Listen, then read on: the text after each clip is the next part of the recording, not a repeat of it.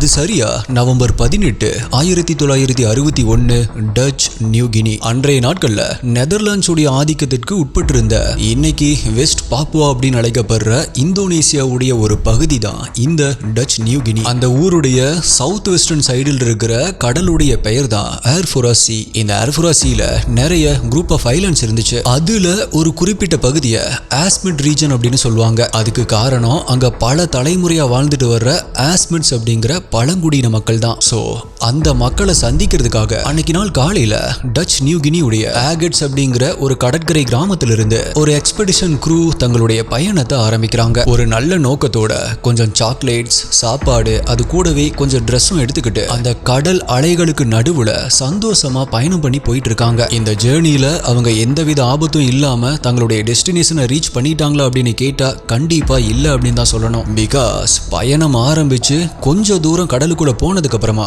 மெல்லமா அந்த கடல் அலைகளுடைய வேகம் அதிகமாகிறத அந்த போட்டுக்குள்ள இருந்தவங்க ஃபீல் பண்ண ஆரம்பிக்கிறாங்க. சோ அவங்க எல்லாருமே அவங்க உட்கார்ந்துட்டு இருந்த இடத்துல இருந்து அந்த போட்டுடைய எட்ஜஸ் இன்னுமே நல்லா இறுக்கமா புடிச்சுக்கிறாங்க. ஆனா அந்த அலைகளுடைய வேகம் கொஞ்சம் கூட குறையாததுனால போட்டுடைய நிலை குலைஞ்சு போய் ரொம்பவே தடுமாற ஆரம்பிக்குது. ஒரு கட்டத்துக்கு மேல அந்த போட்ல சின்னதா ஒரு விரிசல் விட ஆரம்பிக்குது. ஆனா அது இன்னுமே பெருசாகி ஒரு கட்டத்துல அது வழியா கடல் தண்ணி போட்டுக்குள்ள வர ஆரம்பிக்குது. இது எல்லாத்துக்குமே மேல திடீர்னு அந்த போட்டுடைய என்ஜினும் அங்கேயே ஆஃப் ஆகி நிக்குது. சோ அந்த போட்ல இருந்த எல்லாருமே உயிர் பயத்துல உறைஞ்சு போயிடுறாங்க. ஆனா அந்த போட்ல இருந்த ரெனே வாசிங் அப்படிங்கிற ஒரு நபர் மட்டும் ஒரு பக்கெட் மூலமா போட்டுக்குள்ள நிரம்பிட்டு இருக்கிற தண்ணியை மோந்து திரும்பவுமே கடலுக்குள்ள ஊத்த ஆரம்பிக்கிறாரு. இந்த நேரத்துல தான் ரெனே கூட இருந்த கைட்ஸ் ஆன சைமன் மற்றும் லியோ இவங்க ரெண்டு பேருமே நம்ம ரொம்ப தூரம்லாம் கடந்து வந்திருக்க மாட்டோம். சோ கிளம்புன இடத்துக்கே நாங்க ரெண்டு பேருமே திரும்ப ஸ்விம் பண்ணிட்டே போய் ரெஸ்கியூ டீமை அலர்ட் பண்ணி நாங்க இங்க கூட்டிட்டு வர்றோம் அப்படின்னு ஒரு ஐடியாவை சொல்றாங்க.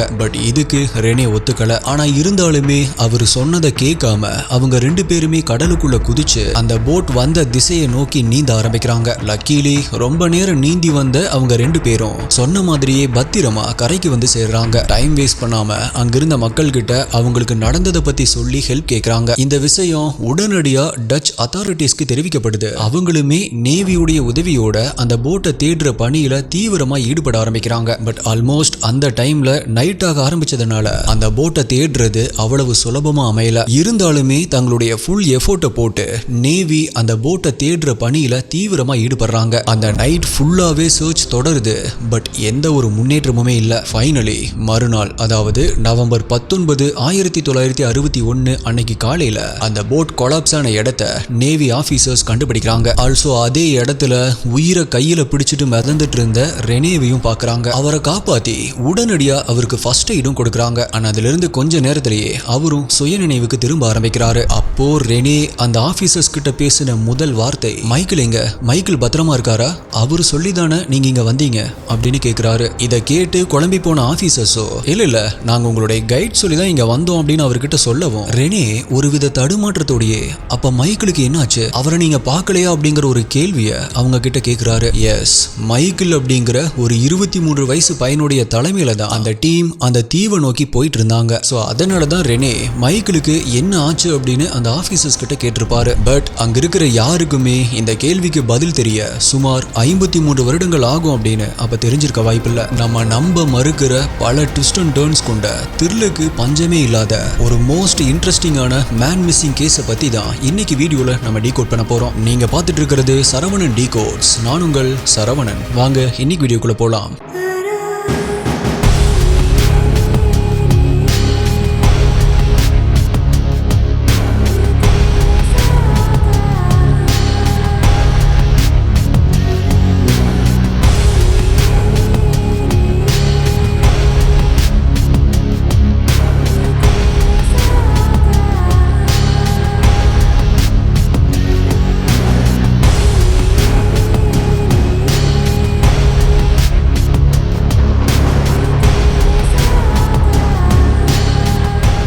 ராக்ஃபெல்லர் ஃபேமிலி அப்படின்னா வேர்ல்ட்லயே one of the richest family அப்படின்னு தெரியும். யாரு ப்ரோ அது அப்படின்னு கேட்டா இந்த வீடியோவை பார்க்க உங்களுக்கே புரியும். பட் இங்க கேள்வியே நம்ம எப்படி இந்த மாதிரியான வெல்த்தை பில்ட் பண்றது? நிறைய பேர் ஒரு காமனான மிஸ்டேக் பண்றாங்க, அதுதான் பணத்தை சேவ் பண்றது. ஆனா அப்படி சேவ் பண்றது மட்டும் போதாது, இன்ஃப்ளேஷன்னால மணியுடைய வேல்யூ தான் குறையும். சோ உங்களுடைய மணியை க்ரோ பண்ணணும் அப்படின்னா ஸ்மார்ட்டா இன்வெஸ்ட் பண்ண தெரியணும். ஆனா ஜஸ்ட் இன்வெஸ்ட் பண்ணா மட்டும் போதுமா?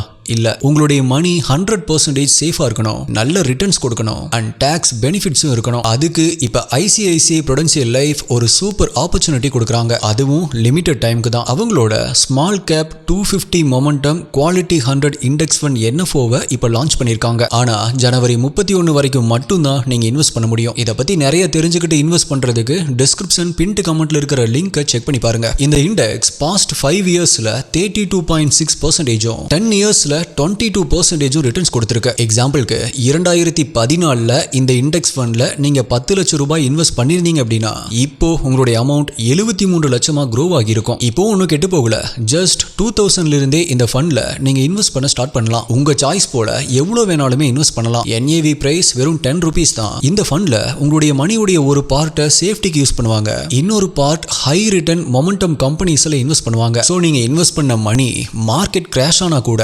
100% செக்யூரா இருக்கும், ஆல்சோ நல்ல ரிட்டர்ன்ஸும் கொடுக்கும். அது மட்டும் இல்ல, உங்களுடைய மந்த்லி பிரீமியமோட 120 டைம்ஸ் உங்களுக்கு லைஃப் கவரேஜும் கிடைக்கும். இன்னுமே ஒரு ஹைலைட் என்ன அப்படின்னா, நீங்க 2.5 lakhs வரைக்குமே இன்வெஸ்ட் பண்ணா அதோட ப்ராஃபிட்ஸ் டாக்ஸ் ஃப்ரீயா இருக்கும். பட் ஞாபகம் வச்சுக்கோங்க, இந்த NFOல இன்வெஸ்ட் பண்றதுக்கு ஜனவரி 31ஆம் தேதி தான் லாஸ்ட் டேட்.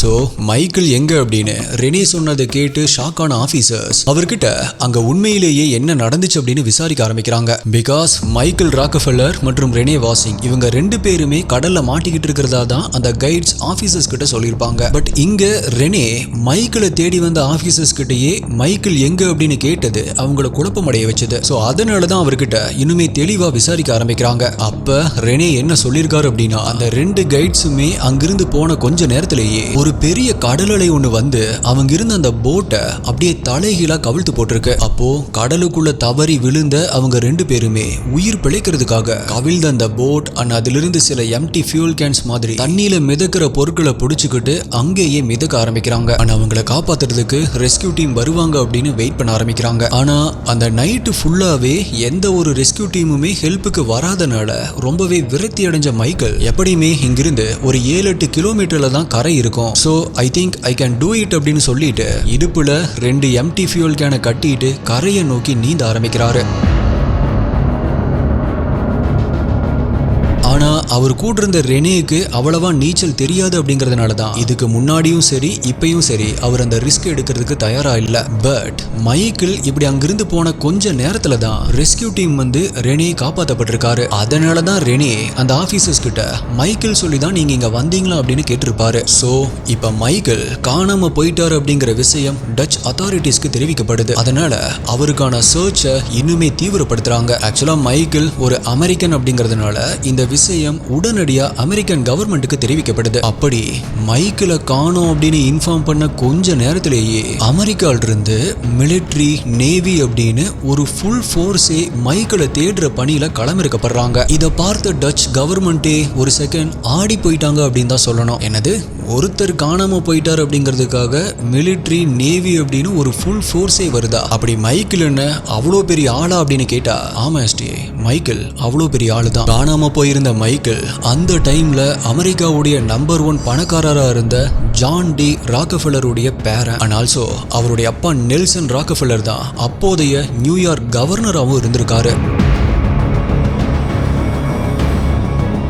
ஸோ இப்ப இந்த விஷயத்தை கேள்விப்பட்ட அவருமே உடனடியா கிளம்பி அங்க வராரு. டச் மற்றும் அமெரிக்கன் போர்சஸ் சேர்ந்து மைக்கேலை தேடுற பணியில தீவிரமா ஈடுபட ஆரம்பிக்கிறாங்க. அவரு காணாம போனதா சொல்லப்படுற அந்த இடத்துல இருந்து 20 கிலோமீட்டர் ரேடியஸ்க்கு ஒரு இடம் விடாம சல்லடை போட்டு தேட ஆரம்பிக்கிறாங்க. அப்படி தேடுனதுல மைக்கேல் நீந்தி போனதா சொல்லப்படுற அதே திசையில ஒரு குறிப்பிட்ட தீவுக்கு பக்கத்தில் இருந்து ஒரு எம்டி ஃபியூல் கேன ஆபீசர்ஸ் கண்டுபிடிக்கிறாங்க. சோ அதுக்கு பக்கத்தில் இருக்கிற எல்லா தீவுகள்லயுமே மைக்கேலை பத்தின ஏதாவது இன்ஃபர்மேஷன் கிடைக்குமா அப்படின்னு தேட ஆரம்பிக்கிறாங்க. ஆல்சோ நான் ஏற்கனவே சொன்ன அங்க வாழ்ந்துட்டு இருந்த ஆஸ்மெட் ட்ரைப்ஸ் கிட்டயுமே மைக்கேலை பத்தி விசாரிக்கிறாங்க. பட் அப்பவுமே எந்த ஒரு லீடுமே கிடைக்கல. இதுல குறிப்பிடப்பட வேண்டிய விஷயம் என்ன அப்படின்னா, மைக்கேல் இந்த மாதிரி இந்த குறிப்பிட்ட தீவுக்கு வர்றது இது முதல் தடவை கிடையாது. அவரு ஹார்வர்ட் யூனிவர்சிட்டியில படிச்சுட்டு இருந்தப்பவே அதே யூனிவர்சிட்டியை சேர்ந்த சில ஸ்டூடெண்ட்ஸ் தங்களுடைய ப்ராஜெக்டுக்காக ஆஸ்மெட் பழங்குடியினர் பத்தின ஒரு டாக்குமெண்ட்ரியை ஷூட் பண்றதுக்காக முடிவெடுக்கிறாங்க. அப்பதான் போட்டோகிராஃபில இன்ட்ரெஸ்டடா இருந்த மைக்கேலும் அவங்க கூட சேர்ந்து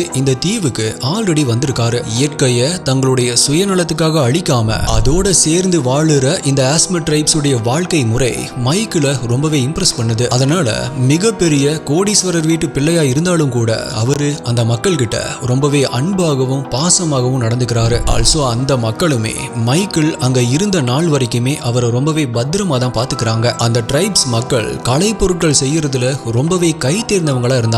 ஆல்சோ அந்த ட்ரைப்ஸ்ல இருந்த ஆண்கள் நல்ல கட்டுமஸ்தான உடலோட அங்க இருக்கிற மிருகங்களை வேட்டையாடுறதுலயுமே ரொம்பவே திறமையானவர்களா இருந்திருக்காங்க. சோ இப்படி ரொம்பவே சந்தோஷமா அங்க வாழ்ந்துட்டு வந்த அந்த மக்களுடைய வாழ்வியலையும் வீரத்தையும் பார்த்து ரொம்பவே வியந்து போன மைக்கேல் தன்னுடைய கேமரா மூலமா அது எல்லாத்தையுமே ரொம்பவே அழகா தத்ரூபமா படம் பிடிச்சு நியூயார்க்ல இருக்கிற அவருடைய ஓன் மியூசியம்ல காட்சிக்காக வைக்கிறாரு. இப்படி எல்லாமே நல்லா போயிட்டு இருந்த இந்த சூழல்ல தான் மைக்கேல் இன்னொரு தேவைக்காக அந்த தீவுக்கு திரும்பவுமே போகணும் அப்படிங்கிற ஒரு முடிவுக்கு வராரு. அண்ட் அப்பதான் நம்ம இன்ட்ரோல சொன்ன விஷயங்களும் நடக்க ஆரம்பிக்குது. மைக்கேலும் காணாம போறாரு.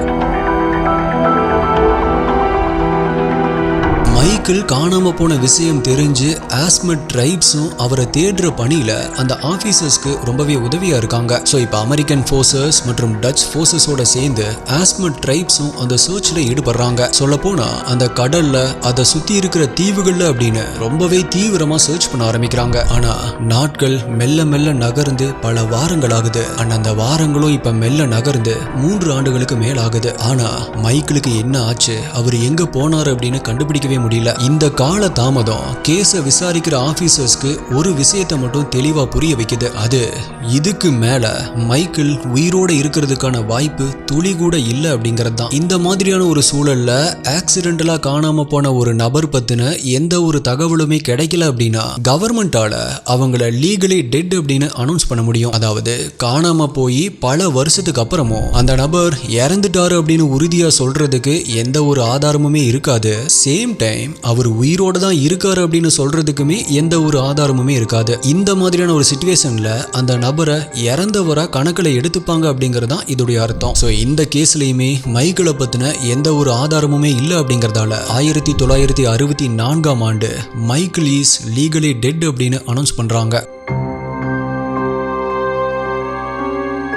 ராக்கஃபெல்லர் ஃபேமிலியை பொறுத்த வரைக்குமே இது ரொம்பவே கஷ்டமான ஒரு நியூஸ் தான். பட் இருந்தாலுமே கொஞ்சம் கொஞ்சமா அவங்களுமே உண்மை நிலைமையை புரிஞ்சுக்க ஆரம்பிச்சாங்க. ஆல்சோ மைக்கேல் கரைக்கு நீந்தி வர்ற வழியில அந்த கடல்லையே மூழ்கி இறந்திருப்பாரு அப்படின்னு அவங்க நம்ப ஆரம்பிச்சாங்க. அப்படியே நாட்கள் மெல்ல நகர பல வருடங்களுக்கு அப்புறமா இந்த கேஸ்ல முதல் பிரேக் த்ரூ ஏற்படுது. அது வருடம் 1969. எப்பயுமே பிஸியா இருக்கிற நியூயார்க் நகரம் அன்னைக்கு நாளுமே ரொம்பவே பரபரப்பா இயங்கிட்டு இருந்துச்சு. மைக்கேல் இறந்துட்டதா அறிவிச்சு கிட்டத்தட்ட 8 வருஷம் ஆகிட்டதால மக்கள் எல்லாருமே இந்த சம்பவத்தை பத்தி மறந்து போயிருந்தாங்க. ஆனா அராக்ஸி அப்படிங்கிற ஒரு மேகசின்ல வேலை பார்க்கிற ரிப்போர்ட்டர் மில்ட் மேக்லின் மட்டும் இந்த கேஸில் இருக்கிற மர்மத்தை விளக்கி மைக்கேலை எப்படியாவது கண்டுபிடிச்சாகணும் அப்படிங்கறதுல ரொம்பவே ஆர்வமா இருந்தாரு. ஆல்சோ அதுக்காக ரொம்பவே தீவிரமா இன்வெஸ்டிகேட் பண்ணிட்டு இருந்தாரு. அப்பதான் அன்னைக்கு நாள் அவரை சந்திக்கிறதுக்காக அவருடைய ஆபீஸ்க்கு ஒரு நபர் வராரு. அப்படி வந்த அந்த நபர் ஒரு முக்கியமான விஷயத்தையும் அவர்கிட்ட சொல்ல ஆரம்பிக்கிறாரு. அப்படி அவர் என்ன சொல்றாரு அப்படின்னா, தான்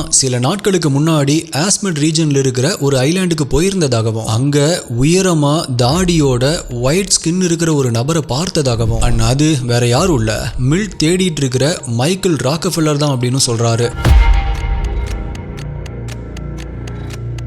இத கேட்ட மில்ட்டுக்கு சந்தோஷத்துல இந்த உலகமே ஒரு நிமிஷம் நின்னு போற மாதிரியான ஒரு உணர்வு ஏற்படுது. பட் இருந்தாலுமே மில்ட் ஒரு ரிப்போர்ட்டர் இல்லையா, அதனால தனக்கு இருந்த சந்தேகத்தை போக்கிக்க அந்த நபர்கிட்ட, நீங்க சொல்றது உண்மையா இருந்தா இத நீங்க மைக்கேலுடைய அப்பா கிட்டயே சொல்லியிருக்கலாமே, அவரு உங்களுக்கு நிறைய ரிவார்ட்ஸ் கொடுத்திருப்பாரு அப்படின்னு ஒரு கேள்வியை கேட்கிறாரு. அதுக்கு அந்த நபரோ, என்னுடைய வாழ்க்கையில நான் பல தவறுகளை செஞ்சிருக்கேன், முதல் முறையா ஒரு நல்ல மனுஷனா நடந்துக்கணும் அப்படின்னு நான் நினைக்கிறேன், அதனாலதான் இந்த விஷயத்த உங்ககிட்ட சொல்றேன், சோ அந்த ரிவார்ட்ஸை நீங்களே வாங்கிக்கோங்க அப்படின்னு அவர்கிட்ட சொல்றாரு. எஸ், அந்த நபர் ஒரு ஸ்மக்லர், அதனாலதான் அவர்கிட்ட இப்படி சொல்லிட்டு அந்த இடத்தை விட்டு கிளம்புறாரு. சோ இப்படி ஒரு நபர் திடீர்னு இந்த மாதிரியான ஒரு விஷயத்த சொல்லிட்டு போனதுமே அதை நம்புறதா வேணாமா அப்படின்னு மில்ட்டுக்கு ஒரு பக்கம் சந்தேகமா இருந்தாலும் கூட அவருடைய இன்ட்யூஷன் என்னவோ மைக்கேல் உயிரோட தான் இருக்காரு அப்படின்னு சொல்லிக்கிட்டே இருந்திருக்கு. அதனால அந்த நபருடைய வார்த்தையை நம்பி மில்ட் அந்த தீவுக்கு புறப்பட தயாராகிறாரு. ஆல்சோ அங்க நடக்கிற எல்லாத்தையுமே ஷூட் பண்ணி ஒரு டாக்குமெண்ட்ரியாவும் ரிலீஸ் பண்றதுக்கு முடிவெடுக்கிறாரு. அதுக்காக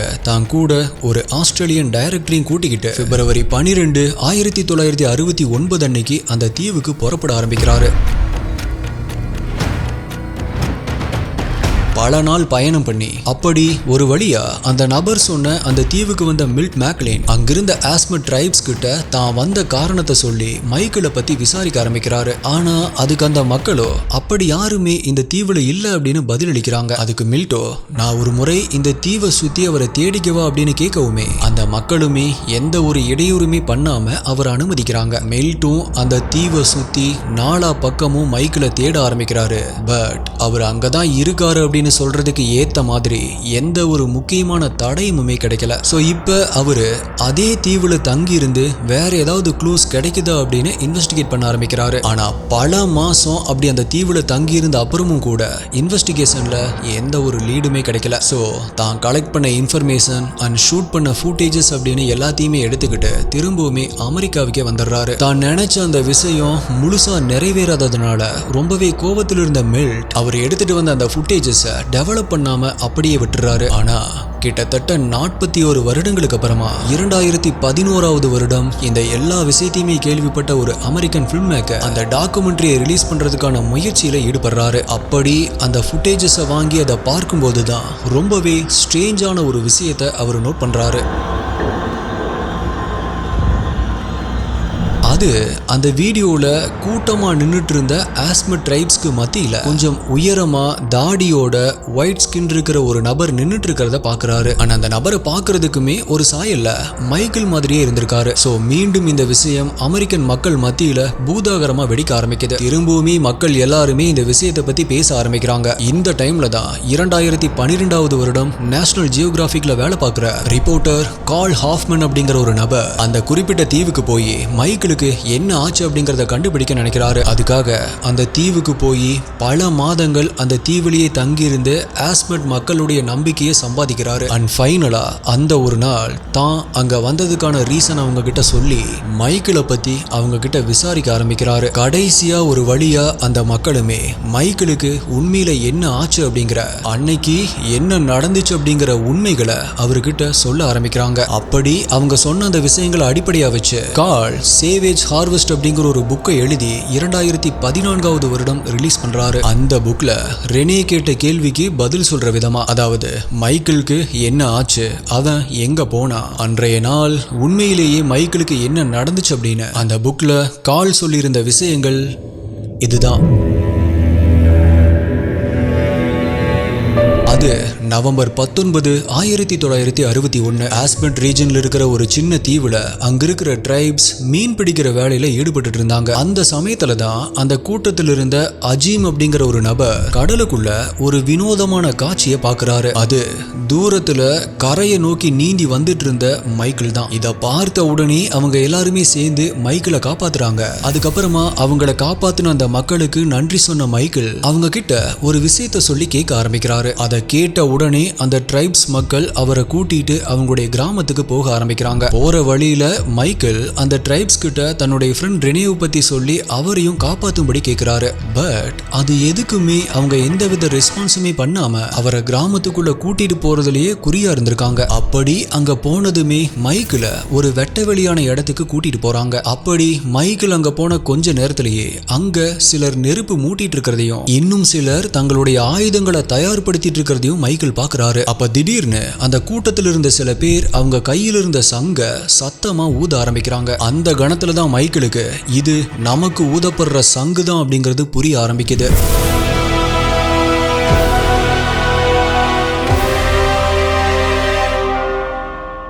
அந்த ட்ரைப்ஸை பத்தி மைக்கேலுக்கு நிறையவே தெரிஞ்சிருந்தாலும் இப்ப அவங்க நடந்துட்டு இருக்கிற இந்த விதம் அவருக்குள்ள ஒரு சந்தேகத்தை ஏற்படுத்தி அங்க என்ன நடக்குது அப்படின்னு அவர் புரிஞ்சுக்கிறதுக்குள்ளேயே அவரை கடல்ல இருந்து காப்பாத்தின அஜ்மின் அப்படிங்கிற அந்த ட்ரைப்ல இருந்த ஒரு நபர் அந்த ட்ரைபுடைய கையில வச்சிருந்த ஈட்டியால மைக்கேலுடைய விலா பகுதியிலேயே குத்த ஆரம்பிக்கிறாரு. அதுல மைக்கேலுடைய உடம்புல இருந்து ரத்தம் பீச்சுக்கிட்டு தெறிக்க ஆரம்பிக்குது. வலி தாங்க முடியாத மைக்கேல் அந்த ட்ரைப்ஸ் கிட்ட தான் எந்த ஒரு தப்புமே பண்ணல, என்ன உயிரோட விட்டுருங்க அப்படின்னு கெஞ்ச ஆரம்பிக்கிறாரு. ஆனா அவங்களோ அவங்களுடைய மொழியில மந்திரம் மாதிரி எதையோ சொல்லிக்கிட்டே மைக்கேல் பக்கத்துல நெருங்கின இன்னுமே சில ட்ரைப்ஸ் அவங்க வச்சிருந்த ஈட்டியால மறுபடியுமே அவருடைய உடம்புல சரமாரியா குத்த ஆரம்பிக்கிறாங்க. இதுல மைக்கேல் அதே இடத்துல துடிச்சு இறந்து போறாரு. என்ன ப்ரோ சொல்றீங்க? போன முறை மைக்கேல் இந்த தீவுக்கு வந்தப்ப அவரை பத்திரமா பாத்துக்கிட்ட அதே ட்ரைப்ஸ் இப்ப எதுக்காக அவரை கொலை பண்ணணும் அப்படின்னு உங்களுக்கு ஒரு டவுட் வரலாம். அதுக்கு ஒரு காரணம் இருக்கு எஸ்டிஏ. நான் அந்த மக்களை பத்தி சொல்றப்ப அவங்க கைவினை பொருட்கள் செய்யறதுல கை தேர்ந்தவங்களா இருந்தாங்க அப்படின்னு சொல்லியிருப்பேன் இல்லையா? அப்படி அவங்க செய்யற பொருட்கள்ல மிக முக்கியமான ஒரு பொருள் தான் இந்த பிஸ்போல். பிஸ்போல் அப்படின்னா என்ன ப்ரோ அப்படின்னு கேட்டீங்கன்னா, அந்த ட்ரைப்ஸ் மக்களை யாராவது வெளியாட்கள் கொலை பண்ணிட்டாங்க அப்படின்னா அப்படி அந்த கொலை பண்ண நபரை பழி வாங்குற வரைக்குமே இறந்தவங்களுடைய ஆன்மா மோட்சமடையாம இந்த பிஸ்போல்குள்ள தான் ஆவியா சுத்திட்டு இருக்கும் அப்படிங்கிறது அவங்களுடைய ஒரு நம்பிக்கை. சோ இப்ப மைக்கேலும் அந்த ட்ரைப்ஸ் கிட்ட இருந்து இந்த மாதிரியான ஒரு பிஸ்போலை வாங்கிட்டு போய் அவங்களுடைய நம்பிக்கையை வெளி உலகத்துக்கு சொல்றதுக்காக தன்னுடைய மியூசியம்ல வைக்கலாம் அப்படிங்கிறதுக்காக தான் இப்ப இந்த தீவுக்கு போலாம் அப்படின்னு அங்க வந்திருப்பாரு. அப்பதான் அவருடைய போட்டும் கடல்ல மூழ்கி இருக்கும். அப்பதான் கடல்ல இருந்து இந்த ட்ரைப்ஸுமே மைக்கேலை காப்பாத்திருப்பாங்க. அப்படி காப்பாற்றப்பட்ட உடனே மைக்கேல் ஒரு விஷயத்தை ட்ரைப்ஸ் கிட்ட கேட்டாரு அப்படின்னு சொல்லியிருப்பேன் இல்லையா? அப்படி மைக்கேல் கேட்டது அந்த ட்ரைப்ஸ் கிட்ட அந்த பிஸ்போலை பத்தி தான் கேட்டிருப்பாரு. ஆனா அந்த பிஸ்போல் சில வருடங்களுக்கு முன்னாடி டச் ஃபோர்சஸ் இந்த கிராமத்தை அட்டாக் பண்ணப்ப அப்போ அந்த சண்டையில இறந்து போன இந்த ட்ரைப்ஸ் உடைய ஆட்களுடைய நினைவா அது செஞ்சு வச்சது. சோ மைக்கேல் அவங்க கிட்ட வந்து அந்த பிஸ்போலை கேட்கவுமே மைக்கேலுமே அந்த ஃபோர்ஸஸை சேர்ந்த ஒருத்தரா தான் இருப்பாரு அப்படின்னு நினைச்சவங்க நடந்த எல்லா சம்பவத்துக்குமே ரிவெஞ்ச் எடுக்கிற விதமா அந்த ட்ரைப்ஸ் மைக்கேலை தவறுதலா கொலை பண்ணிடுறாங்க. அப்படி கொலை பண்ணது மட்டும் இல்லாம அவருடைய உடலை இரண்டா பிளந்து அவருடைய உடல் உறுப்புகளை சமைச்சு சாப்பிட்டுருக்காங்க. இப்படிதான் மைக்கேல் இறந்தார் அப்படின்னும் மைக்கேலுக்கு நடந்தது இதுதான் அப்படின்னும் கால் தன்னுடைய புக்ல சொல்லியிருக்காரு. பட் இதை ப்ரூவ் பண்றதுக்கு முறையான சயின்டிபிக் ஆதாரங்கள் இல்லை அப்படிங்கறதால அமெரிக்கன் கவர்மெண்ட் இந்த ஸ்டேட்மெண்ட்டை அடிப்படை ஆதாரமற்றது அப்படின்னு சொல்லி இதை ஏற்க மறுத்திருக்காங்க. வீடியோவுடைய ஸ்டார்டிங்ல நான் சொல்லியிருந்தேன் ICICI Prudential life small cap 250 momentum quality 100 index ஃபண்ட்ல இன்வெஸ்ட் பண்றதுக்கு மறந்துடாதீங்க. இந்த NFOல இன்வெஸ்ட் பண்றதுக்கு ஜனவரி 31 வரைக்கும் மட்டும் தான் சான்ஸ் இருக்கு. இப்ப இனிமே 6 நாள் தான் பேலன்ஸ் இருக்கு. லிங்க் டிஸ்கிரிப்ஷன்லயும் பின்ட் கமெண்ட்லயும் கொடுத்திருக்கேன். கண்டிப்பா செக் பண்ணி பாருங்க. So my dear SDA investigators, நீங்க இந்த கேஸை பத்தி என்ன நினைக்கிறீங்க? உங்களுடைய கருத்துக்களை கீழே கமெண்ட்ல சொல்லுங்க. ஆல்சோ அடுத்தது என்ன கேஸ் வேணும், என்ன டாபிக்ல வீடியோ வேணும் அப்படிங்கறதையுமே கீழே கமெண்ட் பண்ணுங்க. வீடியோவை இப்ப வரைக்குமே லைக் பண்ணாம பார்த்துட்டு இருந்தீங்க அப்படின்னா மறக்காம ஒரு லைக் கொடுத்துருங்க. வேற ஒரு வீடியோல மீட் பண்றேன். நன்றி, பாய்.